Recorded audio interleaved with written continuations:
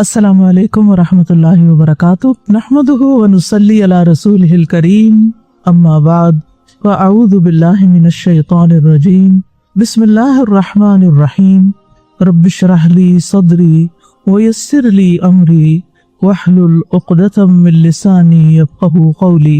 अल्लाह सुब्हानहू तआला की तरफ हिदायत और तौफीक के बाद सबसे बड़ी नेमत खुद हमारी जिंदगी है, और इस जिंदगी में सेहत और आफियत बहुत बड़ी नेमत है। आज़ा का सलामत होना, बीमारियों से महफूज होना, ताकतवर होना, किसी काम के काबिल होना, ये अल्लाह ताला की बहुत बड़ी नेमत है। और जब कोई नेमत मिलती है तो क्या करते हैं?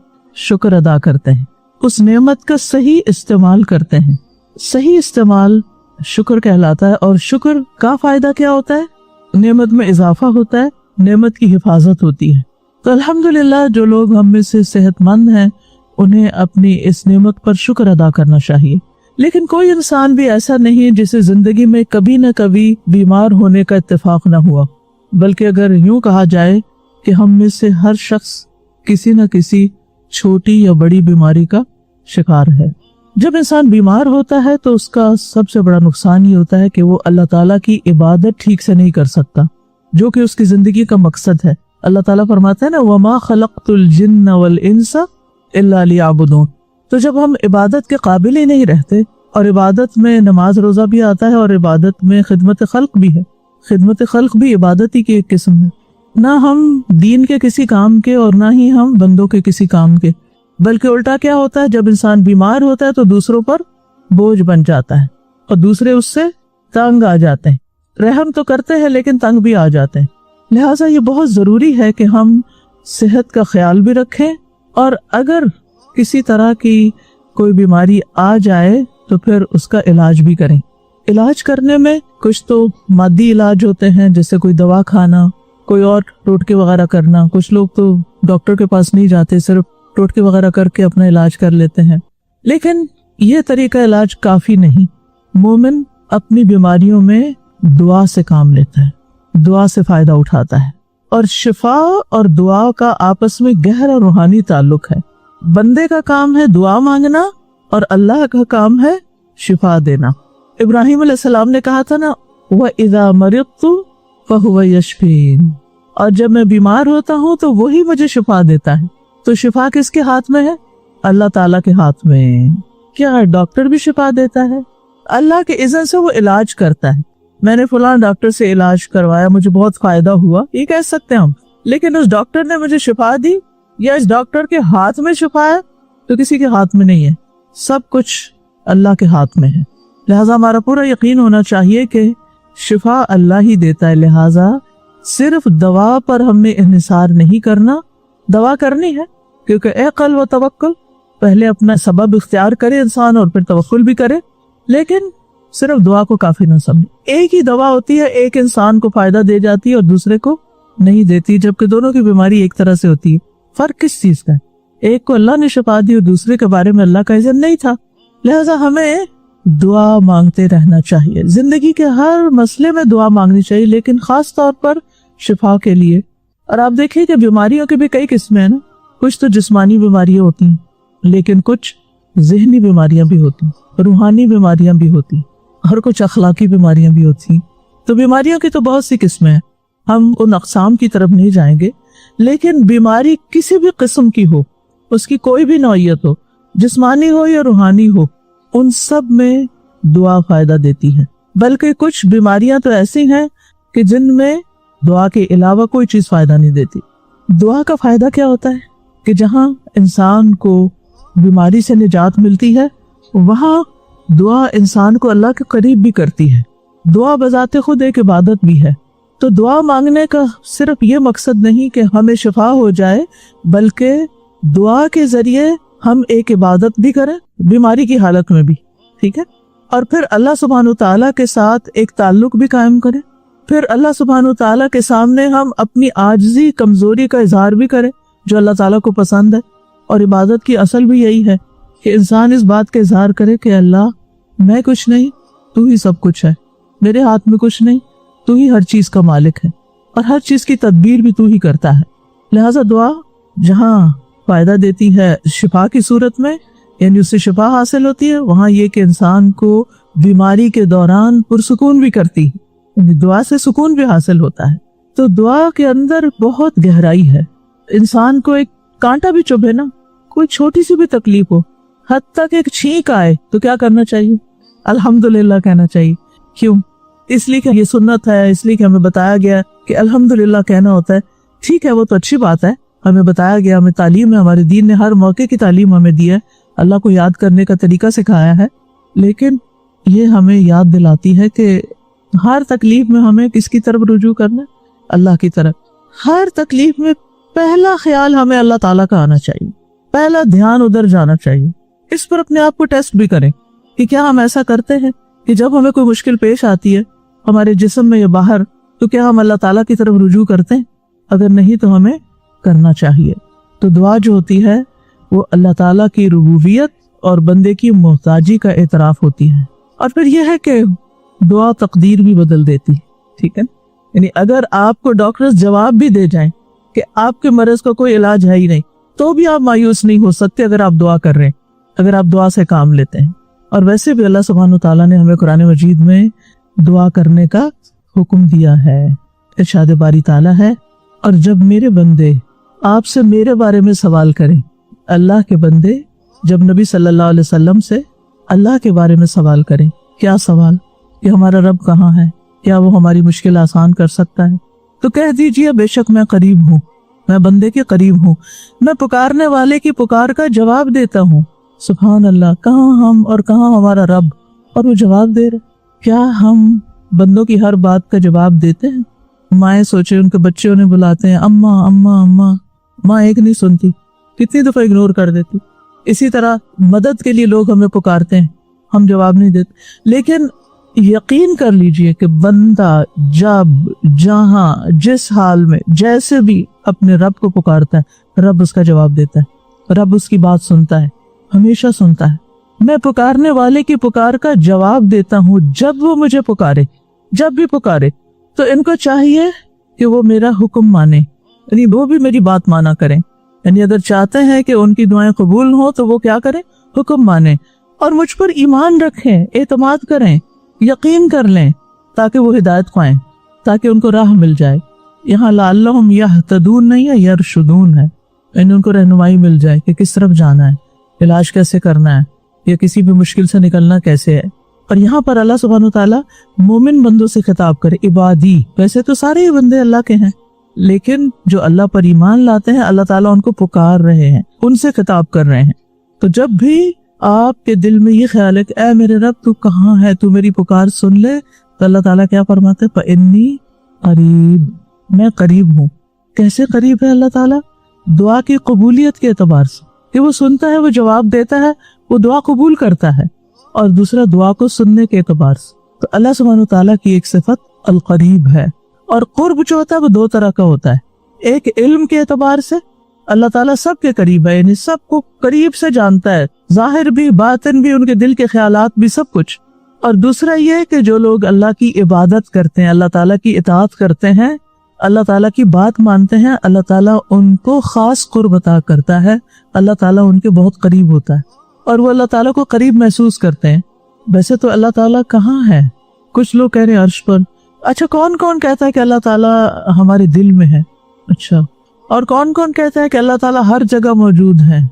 علم کے اعتبار سے موجود نہیں ہے۔ اللہ تعالیٰ کہاں ہے؟ عرش پر۔ آپ نے کبھی بھی اس پہ ہاتھ نہیں کھڑا کرنا کہ اللہ تعالیٰ ہر جگہ موجود ہے، ٹھیک ہے؟ اور وہ ایک شعر بنا ہوا ہے، ڈھا دے جو کچھ ڈھیندا، دل کسی دا نہ ڈھاوی کیونکہ رب دلامی چرندہ۔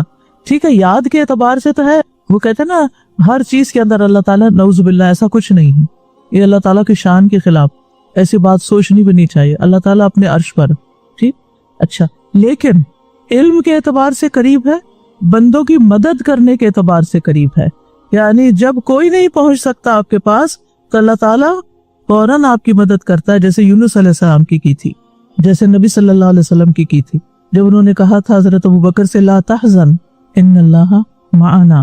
پھر اسی طرح اللہ سبحانہ وتعالیٰ ایمان والوں کے قریب ہے، وَأَنَّ اللَّهَ مَعَ الْمُؤْمِنِينَ، تقوی والوں کے قریب ہے، جو تقوی اختیار کرتے ہیں، اللہ سے ڈرتے ہیں، ان کو اللہ تعالیٰ کا قرب نصیب ہوتا ہے۔ सब्र करने वालों के करीब है अल्लाह ताला, एहसान करने वालों, नेकी करने वालों, मोहसिनीन के करीब है, इबादत करने वालों और दुआ करने वालों के करीब है।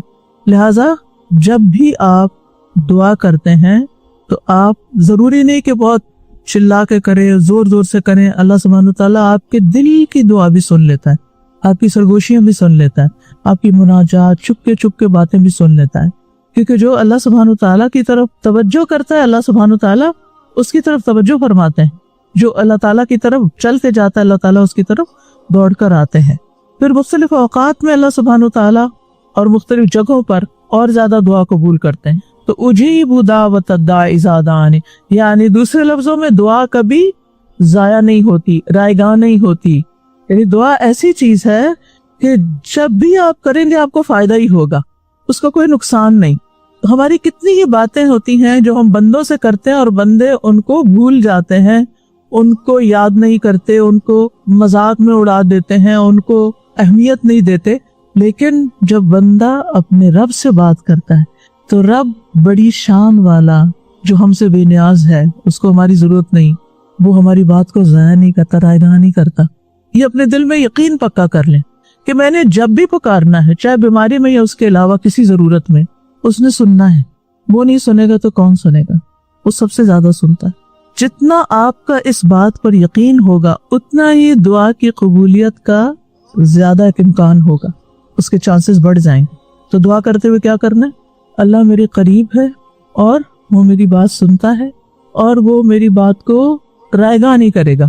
और दुआ जो होती है ना, वो दो तरह की होती है। एक को कहते हैं दुआए इबादत और एक को कहते हैं दुआए मसअला। इबादत की दुआ और मांगने की दुआ।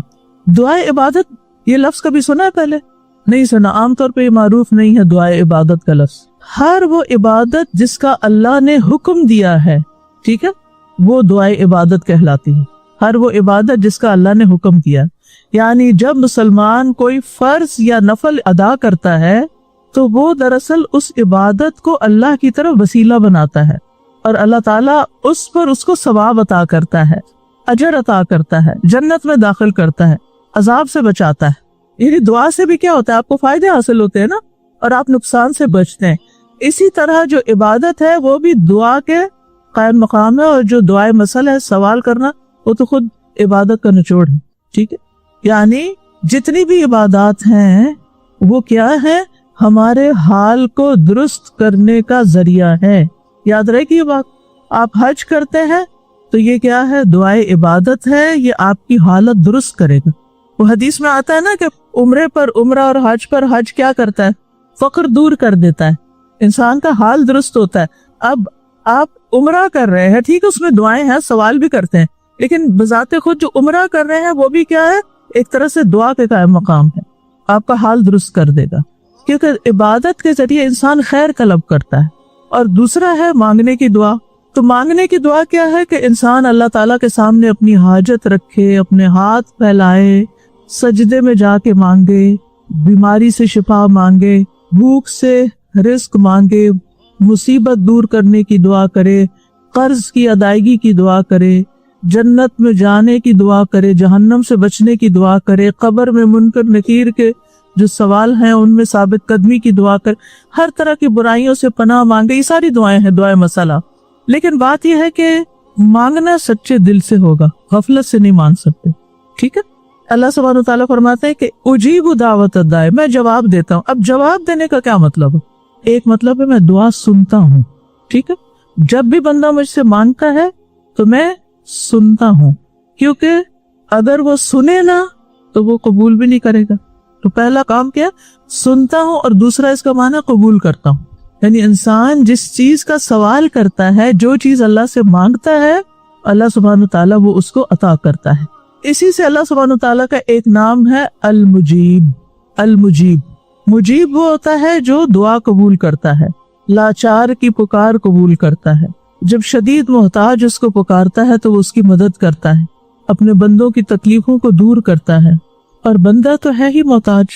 कुरान मजीद में आता है ना, या अय्युहन्नास अंतुमुल फुकराउ इलल्लाह, ऐ लोगो तुम सब अल्लाह के मोहताज हो, सब के सब जरूरतमंद हो। बड़े से बड़ा जो बादशाह है वो भी क्या है?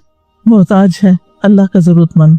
تو ہر ایک کو اللہ تعالیٰ کی ضرورت ہے، اور پھر اگر ضرورت ہے تو پھر مانگنا بھی اسی سے چاہیے۔ اگر ہم محتاج ہیں تو پھر ہمیں سوال کرنا ہوگا، ہمیں دعا کرنی ہوگی۔ اچھا یہ بتائیے کہ دعا صرف انسان کرتے ہیں یا کوئی اور بھی کرتا ہے؟ کوئی دلیل دیجئے مجھے اس پر، کیا صرف انسان ہی دعا کرتے ہیں یا کوئی اور بھی کرتا ہے؟ فرشتے دعا کرتے ہیں، شابش، اور چیونٹیاں بھی دعا کرتی ہوں، اور سمندر کی مچھلیاں بھی دعائیں کرتی ہیں۔ کس کے لیے؟ آپ لوگوں کے لیے جو خیر کی تعلیم دیتا ہے، طالب علم کے لیے بھی۔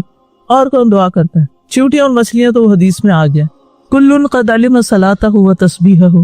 دیکھیے ایک آیت یاد کر لیجئے، سورۃ الرحمن میں آتا ہے یسألہ من فی السماوات والارض کل یوم ہوا فی شأن۔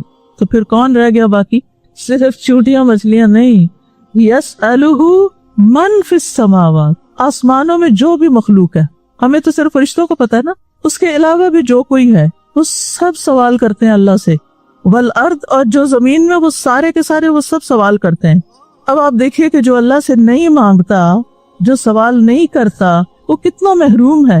وہ رب جس سے سب مانگ رہے ہیں، سب کے سب اس سے سوال کر رہے ہیں، انسان ایسا متکبر ہے کہ وہ اللہ کے آگے ہاتھ نہ پھیلائے۔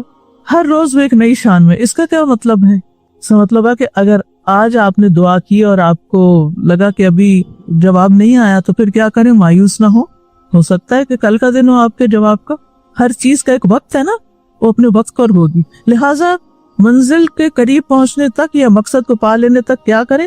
دعا کرتے رہیں۔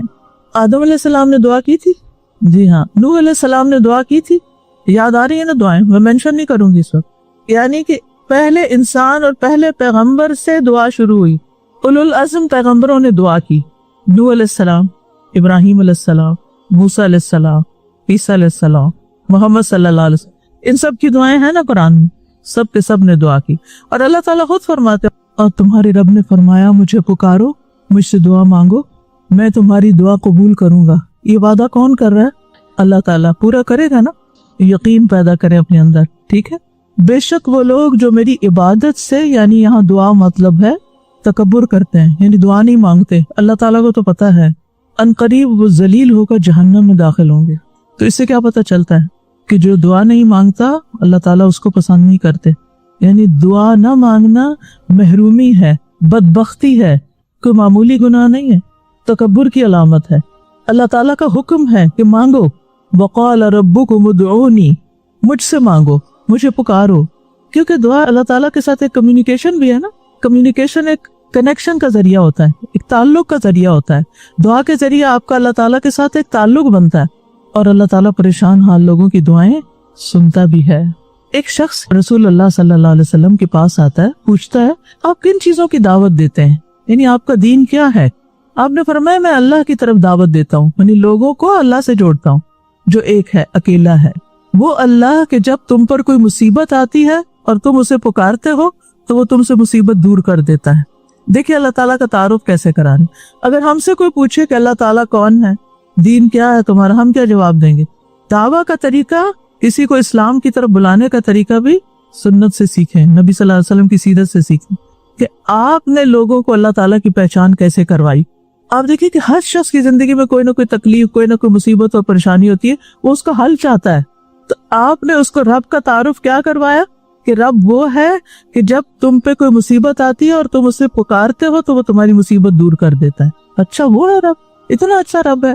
جب تم کسی بیابان اور جنگل میں راستہ بھول جاؤ اور تم اس سے دعا کرو تو وہ تمہیں واپس پہنچا دیتا ہے، دعا کے ذریعے تمہیں راستہ مل جاتا ہے۔ اس سے کیا پتہ چلتا ہے کہ ضروری نہیں کہ انسان جنگل بیابان میں ہی گھومے، بعضوں کا زندگی کے سفر میں انسان کو نہیں سمجھ آتی کہ وہ کیا کرے، تو اللہ تعالیٰ دعا کی وجہ سے اس کو راستہ دکھا دیتا ہے۔ اور جب تم قحط سالی میں مبتلا ہوتے ہو اور تم دعا کرتے ہو تو تم پر پیداوار ظاہر کر دیتا ہے، وہ تمہاری فصلیں اگا دیتا ہے۔ اس شخص کا ذہنی لیول ایسے ہی ہوگا نا، اور اس کو ایسا ہی رب چاہیے کہ جو یہ سب مشکلیں اس کی آسان کرے۔ نبی صلی اللہ علیہ وسلم کی ایک اور خاص خصوصیت یہ تھی کہ وہ ہر ایک سے اس کے ذہنی سطح کے مطابق بات کرتے تھے، اس کے نفسیات، اس کے مزاج کو سمجھ کے بات کرتے تھے۔ اللہ تعالیٰ کو وہ انسان سب سے زیادہ پیارا ہے جو سب سے زیادہ اس سے مانگتا ہے، کیونکہ ہر موقع پر جب اسے مانگتا ہے اس کے ساتھ اس کا کنیکشن بن جاتا ہے۔ اور اللہ تعالیٰ کو وہ شخص سخت ناپسند ہے جو اس سے نہیں مانگتا، مشکل میں ہے، تکلیف میں ہے، مانگتا نہیں، بیمار ہے، پریشان ہے، اللہ سے نہیں مانگنا، دعا نہیں کرنا. لیکن اگر ہم چاہتے ہیں کہ ہماری دعائیں قبول ہوں تو پھر کیا کریں؟ فَلْيَسْتَجِيبُوا لِي وَلْيُؤْمِنُوا بِي لَعَلَّهُمْ يَرْشُدُونَ، یعنی چاہیے وہ بھی میری بات مانے. تو جو شخص یہ چاہتا ہے اس کی دعائیں قبول ہوں، اس کو کیا کرنا چاہیے؟ کہتے ہیں نا فلاں بہت مستجاب الدعوات ہے، اس کی دعائیں بہت قبول ہوتی ہیں. کیوں بھائی؟ کیوں ہوتی ہیں؟ نافرمانی سے بچنا، اللہ کی اطاعت اور فرما برداری کرنا. اچھا آپ بتائیے، آپ اپنی زندگی میں سب سے زیادہ کس کی بات مانتے ہیں؟ جو آپ کی بات بھی مانے. تعلق دو طرفہ ہوتا ہے یا نہیں؟ کوئی بھی تعلق ون سائیڈڈ ہو سکتا نہیں ہوتا. تو آپ کا اللہ تعالیٰ کے ساتھ جتنا تعلق ہوگا اتنا ہی وہاں سے بھی جواب آئے گا. فَاذْكُرُونِي أَذْكُرْكُمْ، مجھے یاد کرو میں تمہیں یاد کروں گا. تو جو مانگے گا اس کو مل جائے گا، اور جو اللہ کی بات مان لے گا اللہ تعالیٰ اس کی دعا قبول کرے گا. جو اللہ تعالیٰ کی اطاعت کرے گا اللہ تعالیٰ اس سے راضی ہو جائے گا. اور یہاں آگے بات کی گئی وَلْيُؤْمِنُوا بِي، چاہیے کہ وہ مجھ پر ایمان لائیں، مجھ پر اعتماد کریں. کس بات پر ایمان لائیں؟ ایک تو نا کہ اللہ کو مانتے ہیں وہ تو ٹھیک ہے، اس بات پر ایمان لائیں کہ میں ان کے قریب ہوں، میں ان کی بات سنتا ہوں. اس سے پتہ چلتا ہے کہ جو شخص جتنے یقین سے مانتا ہے اس کی دعا اتنی ہی قبولیت کا درجہ پاتی ہے. تو ہمیں کیا کرنا ہے؟ اس یقین کے لفظ کو آپ نے انسرکل کر لینا ہے. دعا یقین سے، پکے یقین سے قبول ہوگی. شیطان کا بہت بڑا وار ہوتا ہے، وہ دل میں یہی وسوسہ ڈالتا ہے تم بڑی گناہ گار ہو، تمہاری دعا قبول نہیں ہونی. لہٰذا اس نے انسانوں کو کون سے راستے دکھا دیا کہ تمہاری نہیں قبول ہوگی، لہٰذا تم اب پیر فقیر کے پاس جاؤ، اگر زندہ ہے تو، اور اگر مر گئے تو بھی انہی کے پاس جاؤ. اس سے بھی بڑی عقل ماری جا سکتی کسی انسان کی کہ وہ مردہ کو پکار رہا ہے اس زندہ عالی شان رب کو چھوڑ کر. حیرت کی بات نہیں؟ آپ کو کیسا لگتا ہے ذرا سوچیں. یعنی جو لوگ بھی قبروں پہ جاتے ہیں دعائیں کرنے کے لیے، وہ کس کو پکار رہے ہیں؟ اس کو جو اپنے کام نہیں آ سکا، جو مٹی کے نیچے دبا پڑا ہے، اس کو خوش کرنے کے لیے چادریں چڑھا رہے ہیں، پھول ڈال رہے ہیں، پیسے ڈال رہے ہیں، دمال ڈال رہے ہیں، کھانے کھلا رہے ہیں، وہاں پر پتہ نہیں کیا کیا کر رہے ہیں. پچھلے دنوں ایک چھوٹا سا سروے کسی کا میں نے دیکھا، وہ کوئی کلندر صاحب ہیں، ان کا کوئی مزار ہے، تو وہاں پر جو لوگ گئے ہوئے تھے تو ان سے پوچھا کہ آپ یہاں کیا کرنے آئے، کیوں آئے؟ تو ان کے پاس کوئی جواب نہیں تھا. وہ کہتے ہیں کہ ہمارے بڑے ایسے ہی کرتے تھے اس لیے ہم آ گئے. مشرکین مکہ بھی تو یہ کہتے تھے نا، وجدنا علیہ آبانا. تو اگر ان سے پوچھا جائے وہ تمہاری دعا سنتے ہیں، تمہاری پکار سنتے ہیں، تو ان کے پاس کوئی دلیل نہیں کہ وہ سنتے ہیں. کوئی ایک جگہ قرآن پاک میں دکھا دیں، کوئی حدیث میں دکھا دیں، عقل سے سوچ کے بتا دیں کہ کہیں یہ لکھا ہو کہ دعا کرنے کے لیے مردے کے پاس جاؤ. ہے کہ ماننے والی بات؟ آپ کا دل کیا کہتا ہے؟ آپ کے بھی کوئی نہ کوئی جان پہچان والے لوگ مشکلات میں جاتے ہوں گے. کہاں؟ درباروں پر. پتہ نہیں دربار کیوں نام رکھا ہوا ہے، قبر کا نام دربار رکھ دیا. دربار تو بادشاہوں کے ہوتے ہیں، تو اس لیے وہ ان کو بادشاہ سمجھتے ہیں. مرنے کے بعد تو بادشاہوں کے تاج بھی اتر جاتے ہیں. چلے بادشاہی مان لیں ان کو، نیک لوگ تھے، آپ کے نزدیک وہ بادشاہ ہو گئے، ٹھیک ہے. لیکن کیا کوئی جواز بنتا ہے کہ ان سے جا کے مانگے؟ بنتا نہیں بنتا.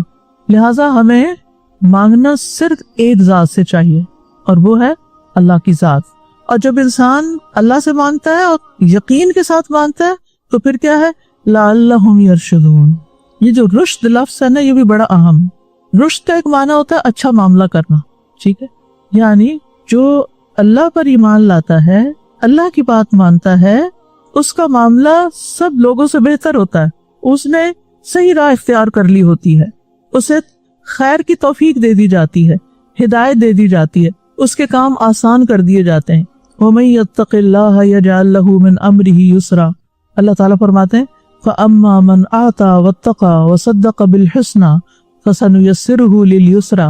بس وہ جس نے دیا اور پھر تقوی اختیار کیا، نافرمانی سے بچا، اس نے سب سے اچھی بات کو سچ مانا، تو یقیناً ہم اسے آسان راستے کی سہولت دیں گے، یعنی اس کے لیے آسانیاں کر دیں گے، یعنی ان کو راہ مل جائے. لعلہم یرشدون، یعنی ان کو راستہ مل جائے گا، اچھے ڈاکٹر کا پتہ چل جائے گا، اچھے ہاسپٹل کا پتہ چل جائے گا، یعنی سبب بن جائے گا، کوئی صحیح والی دوا مل جائے گی، صحیح تشخیص ہو جائے گی.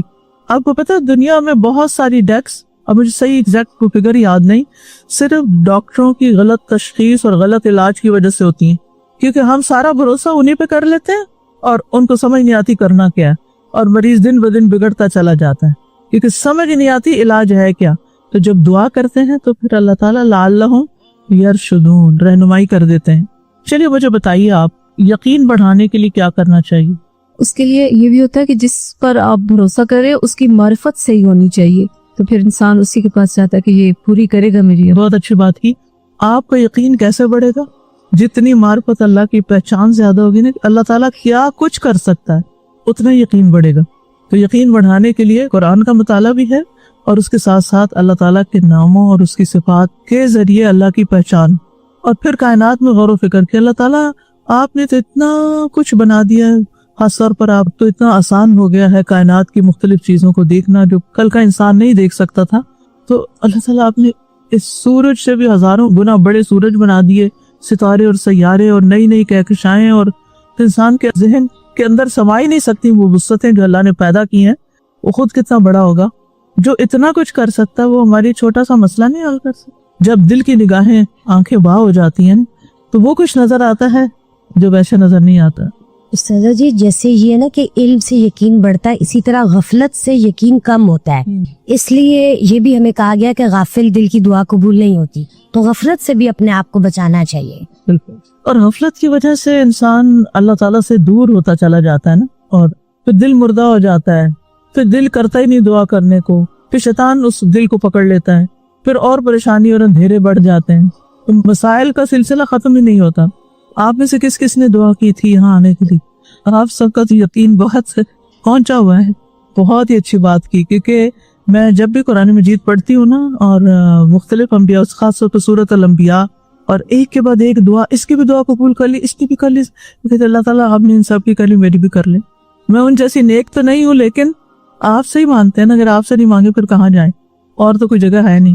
تو دعا عبادت بھی ہے، اللہ سے تعلق بھی ہے، انسان کے درجے بھی بڑھاتا ہے، اور انسان کی مشکلات حل کرنے کا ذریعہ بھی ہے۔ تو بہت ہی عظیم چیز ہے جو ہمارے رب نے ہمیں عطا کر دی ہے۔ اور آپ دیکھیں قرآن مجید کی سب سے پہلی سورت، اس کو دعا بھی کہا گیا ہے، اور وہ سبحان اللہ سب سے بہترین دعا ہے، ایاک نعبد و ایاک نستعین اہدنا الصراط المستقیم۔ تو دعا سے اگر سچی دعا ہوگی، اخلاص والی ہوگی، تو مصیبت بھی دور ہوگی، حاجتیں بھی پوری ہوگی، تکلیفیں دور ہوں گی، برکتیں حاصل ہوں گی، اللہ کا قرب نصیب ہوگا، یہ دنیا میں حاصل ہوگا، اور آگے اس دعا کی وجہ سے جنت بھی انشاءاللہ نصیب ہوگی۔ تو جو شخص مشکلات سے نکلنا چاہتا ہے اسے چاہیے کہ وہ دعا کو لازم کر لے۔ جو مشکل سے نکلنا چاہتا ہے وہ دعا کو لازم کر لے۔ لازم کا کیا مطلب ہے؟ چمٹ جائے، بس پکڑ لے دعا سے سہارا لے۔ امن یجیب المضطر اذا دعاہ ویکشف السوء، بھلا کون ہے جو لاچار کی فریاد رسی کرتا ہے جب وہ اسے پکارتا ہے اور اس کی تکلیف دور کرتا ہے؟ کون ہے وہ؟ صرف اللہ ہی تو ہے۔ وَإِن يَمْسَسْكَ اللَّهُ بِضُرٍّ فَلَا كَاشِفَ لَهُ، اگر اللہ تمہیں کوئی تکلیف پہنچائے تو اس کے سوا کوئی دور نہیں کر سکتا۔ وَإِن يَمْسَسْكَ بِخَيْرٍ فَهُوَ عَلَى كُلِّ شَيْءٍ قَدِيرٌ، اور اگر وہ تجھے کوئی بھلائی پہنچائے تو ہر چیز پر پوری طرح قادر ہے۔ تو سب خزانے اسی کے ہاتھ میں ہیں، اور یہ دعا مانگنا نا انسان کی فطرت میں ہے کہ صرف اللہ کو پکارے۔ اس لیے جب انسان کو کوئی تکلیف آتی ہے، اور ایسی تکلیف کہ جس میں انسان سمجھتا ہے کہ بس سوائے اللہ کے کوئی نہیں بچا سکتا، تو سب کو بھول جاتا ہے اور وہ صرف اللہ ہی کو یاد کرتا ہے۔ اب دعا یا تو اسی وہ قبول کر لی جاتی ہے، انسان فوراً مشکل سے باہر آ جاتا ہے، یا آخرت کے لیے ذخیرہ کر لی جاتی ہے، یا اس جیسے کوئی تکلیف دور کر دی جاتی، یعنی وہ تکلیف دور نہیں کی جاتی، کوئی اور کر دی جاتی۔ تو اس لیے یقین رکھے کہ قبول تو ہو گئی ہے، پر یہ اللہ کو پتا ہے کہ کس شکل میں قبول ہوئی ہے، لیکن فائدہ اس کا ضرور ہوگا۔ اور یہ جملہ بھی بھولنا نہیں آپ نے، اللہ میری دعاؤں کو رائے گاہ نہیں کرے گا، اللہ میری دعاؤں کو رائے گاہ نہیں کرے گا۔ مجھے پکا یقین ہے آج نہیں تو کل اس کا نتیجہ ضرور نکلے گا، دنیا میں نہیں تو آخرت میں ضرور نکلے گا۔ اس لیے میں کبھی بھی دعا مانگنے سے لم اکن بدعائک ربی شقیہ، اللہ آپ سے مانگ کے تو میں کبھی بدبخت ہوا ہی نہیں، فائدہ ہی ہوا ہے، کوئی نقصان نہیں ہوا۔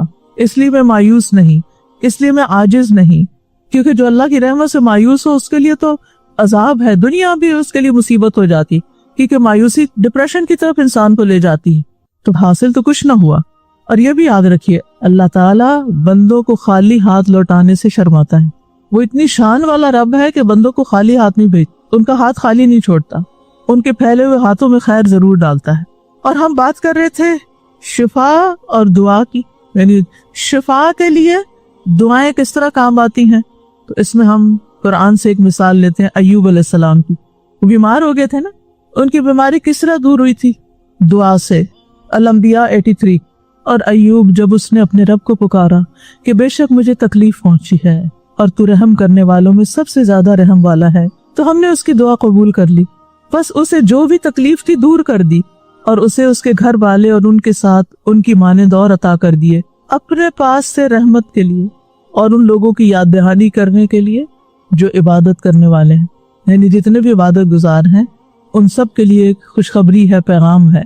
इब्न क़य्यिम कहते हैं मुसीबत को टालने और अपना मकसद हासिल करने में दुआ कवी तरीन असबाब में से एक सबब है। ये तमाम दवाइयों से ज्यादा मुफीद है, सारी मेडिसिन से ज्यादा मुफीद है, ये आजमाइशों की दुश्मन है। कितना खूबसूरत जुमला है ना ये। दुआ आजमाइशों की दुश्मन है, ये आजमाइशों को दूर धकेलती है, उनसे जोर आजमाई करती है, उनको वाक़े होने से रोकती है और जो वाक़े हो चुकी है उनको खत्म कर देती है या उनको हल्का कर देती है। ये मोमिन का हथियार है। दुआ उन मुसीबतों में भी फायदा देती है जो उतर चुकी हैं और उनको भी जो नहीं उतरी वो उनको पीछे धकेलती है, वापस जाओ।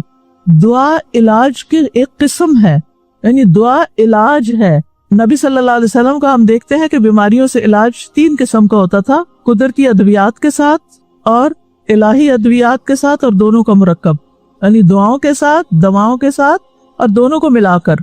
और बीमारी में दुआ की बहुत तासीर है और इस पर हम देखते हैं कि रिसर्चेस भी हुई हैं कि जिन मरीजों के लिए दुआ की गई उनको उनके मुकाबले में जल्दी शफा हासिल हुई जिनके लिए दुआएं नहीं थी। लेकिन कौन सी चीज हमें मायूस कर देती है कि मैंने बहुत दुआएं कर ली, वो फलां ने भी की थी लेकिन वो फौत हो गया। इस तरह की बातें होती है ना, सुनने में आती, कोई फायदा नहीं दुआ करने का, बहुत कर ली है। ये शैतानी जुमले होते हैं। शैतान ऐसी बातें सुझाता है जो हमारा दुश्मन है ताकि ये खैर से महरूम हो जाए। एक बात। दूसरी बात यह है कि अल्लाह सुब्हानहू तआला बंदे की दुआ रद्द तो नहीं करता लेकिन उसका बदला उस सूरत में देता है जो ज्यादा उसके लिए फायदेमंद, कभी वही करके जो उसको चाहिए और कभी उससे बेहतर अता करके। और कितनी ही मुसीबतें हमारी दुआओं की वजह से टल जाती। बाज़ वक़्त होता है ना कि आप गाड़ी चला रहे होते हैं और बिल्कुल करीब पहुंच जाते हैं और आप कहते अल्लाह ने बचा लिया। आपको नहीं पता होता, हो सकता है वो आपकी किसी दुआ की वजह से हो। अल्लाह को पता था इसको ये नहीं देना, इसके बदले ये देना है क्योंकि ये मांग रहा है और ये इबादत कर रहा है। तो कभी अल्लाह ताला उससे बेहतर अता करता है जो हमने मांगा होता है। हजरत मरियम की जो वालिदा थी उन्होंने किसकी दुआ की थी तो क्या मिला? ऐसी कोई बेटी दुनिया में आई? उनको तो नहीं पता था कि मेरी बेटी की क्या शान होगी, उसका नाम कुरान में होगा, क़यामत तक उसको याद रखा जाएगा। वक्ती तौर पे उनको फील हुआ होगा, वलैसा ज़करु कल उनसा, अल्लाह ने जवाब दे दिया। इसलिए हमारी दुआओं के नतीजे में जो भी फैसला हमारे सामने आए, जो भी कबूलियत का तरीका सामने आए, तो क्या करना चाहिए? कबूल कर लेना चाहिए। इंसान की हैप्पीनेस उसकी एक्सेप्टेंस में है, अल्लाह के फैसलों पे राजी होना।